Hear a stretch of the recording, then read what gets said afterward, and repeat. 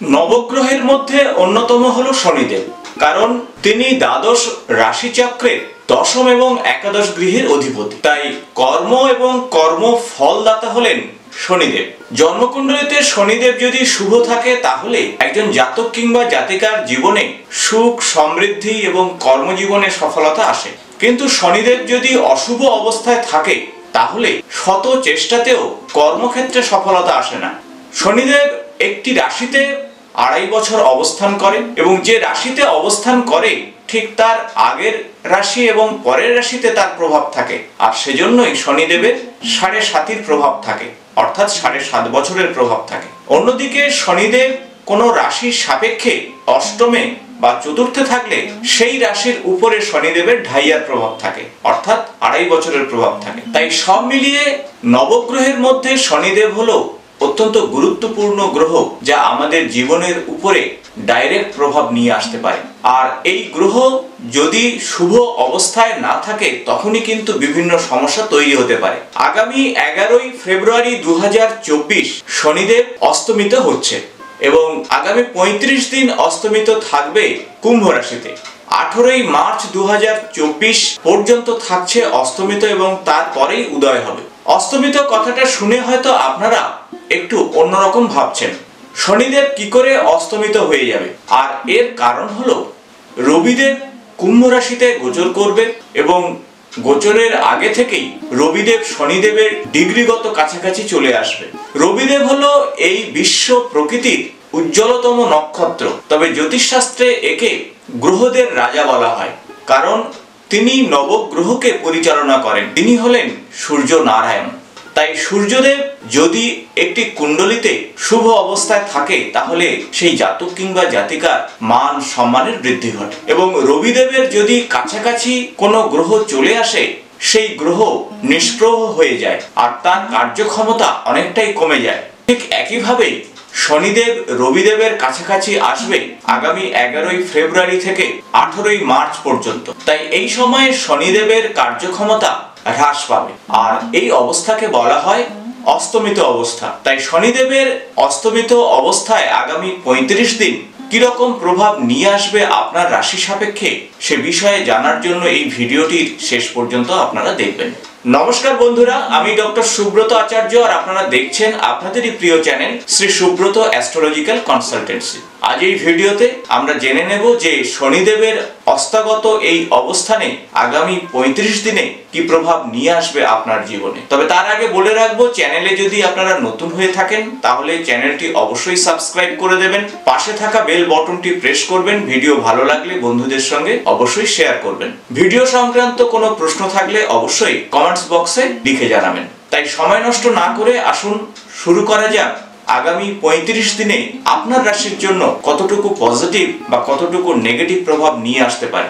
আজ এই ভিডিওতে আপনাদের সঙ্গে আলোচনা করব আগামী 11ই ফেব্রুয়ারি থেকে 18ই মার্চ এই 35 দিন শনিদেব কুম্ভ রাশিতে অস্তমিত হচ্ছে, আর এই শনিদেবের অস্তমিত গোচরের পরিবর্তনে বৃশ্চিক রাশি বা লগ্নের জাতক জাতিকাদের জীবনে কি প্রভাব নিয়ে আসবে। জন্মকুণ্ডলিতে চন্দ্রদেব যদি বৃশ্চিক রাশিতে থাকে কিংবা লগ্ন বৃশ্চিক রাশি হয় বা নাম রাশি অনুযায়ী যদি বৃশ্চিক রাশি হয় তাহলে আপনাদের জন্য এই ভিডিওটি ইনফরমেটিভ হতে চলেছে। শনিদেব আপনাদের রাশি বা লগ্ন সাপেক্ষে চতুর্থ ভাবে অস্তমিত হচ্ছে। শনিদেব আপনাদের তৃতীয় এবং চতুর্থ গৃহের অধিপতি, তাই চতুর্থ ভাবে অস্তমিত হয়ে তার বক্র দৃষ্টি আপনাদের রাশির সাপেক্ষে ষষ্ঠ গৃহকে দিচ্ছে, দশম গৃহকে, এবং সেই সাথে আপনাদের রাশি বা লগ্নের উপরে শনিদেবের দৃষ্টি থাকছে। তাই এই দৃষ্টিগত অবস্থান এবং অস্তমিত অবস্থান সব মিলিয়ে কি প্রভাব নিয়ে আসবে আপনাদের কর্মক্ষেত্র, ব্যবসার ক্ষেত্রে, শরীর স্বাস্থ্যের ক্ষেত্রে সে বিষয় নিয়ে এই ভিডিওতে আপনাদের সঙ্গে শেয়ার করব। তাই ভিডিওটি ইনফরমেটিভ হতে চলেছে, ভিডিওটির শেষ পর্যন্ত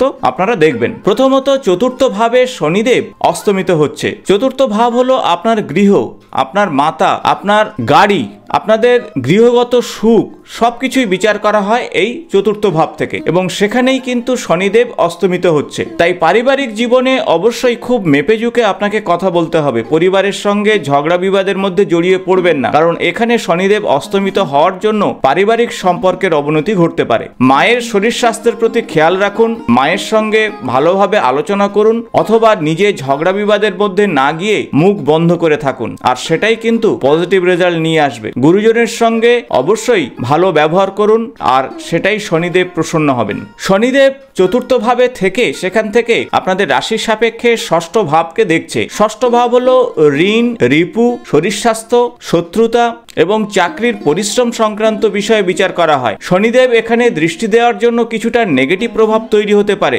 বিশেষত চাকরি বাকরির ক্ষেত্রে ভেবেচিন্তে বদলি ব্যাপারটি দেখবেন, কারণ এই সময় বদলি হওয়ার সম্ভাবনা কিন্তু আসতে পারে। শরীর স্বাস্থ্যের প্রতি খেয়াল রাখুন, সঠিক সময়ে সঠিক খাদ্য গ্রহণ করুন। শত্রু সংক্রান্ত বিষয়ে অবশ্যই আপনারা সতর্ক থাকুন। এই সময় শত্রু বিভ্রাট হতে পারে, শত্রু আপনাকে সমস্যায় ফেলতে পারে। তাই মনকে শান্ত রাখুন, সঠিকভাবে কর্মক্ষেত্রে ডিসিশন নিন আর এগিয়ে চলুন।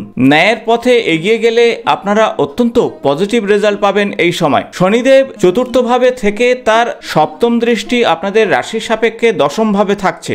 দশম ভাব হলো কর্মভাব, দশম ভাব হলো সমাজে আপনার পরিচিতি। তাই দশম ভাবে শনিদেবের এই অস্তমিত দৃষ্টি কিছুটা গুরুত্বপূর্ণ প্রভাব নিয়ে আসতে পারে। এই সময় চাকরি বাকরির পরিবর্তনের যোগ তৈরি হতে পারে, তবে এই পরিবর্তন আপনার জন্য কতটা শুভ সেই হিসাবে আপনারা সিদ্ধান্ত নেবেন। তা না হলে অকারণ পরিবর্তন আপনাকে সমস্যায় ফেলতে পারে। এই সময় কর্মে দায়বদ্ধতা বাড়তে পারে। কর্মের প্রতি নিষ্ঠা রাখুন, সঠিক সময়ে সঠিক কাজগুলি করুন, আর তাহলে আগামী দিনে আপনার জন্য অত্যন্ত শুভ ফল নিয়ে আসবে। এই সময় কোনো রকম 2 নম্বরী কাজের মধ্যে জড়িয়ে পড়বেন না, আর তাতেই কিন্তু শনিদেবের বিরূপ ভাজন হতে পারেন। শনিদেব চতুর্থ ভাবে থেকে তার দশম দৃষ্টি আপনাদের রাশি বা লগ্নের উপরে থাকছে। তাই নিজের শরীর স্বাস্থ্যের প্রতি খেয়াল রাখুন, নিজের মনকে পজিটিভ রাখার চেষ্টা করুন। এই সময় যত আধ্যাত্মিক কাজের সঙ্গে যুক্ত থাকবেন ততটাই আপনাদের জন্য শুভ ফল নিয়ে আসবে, কারণ কিছুটা ধৈর্য কমে যেতে পারে আপনাদের শনিদেবের দশম দৃষ্টি লগ্নভাবে বা রাশিভাবে থাকার জন্য।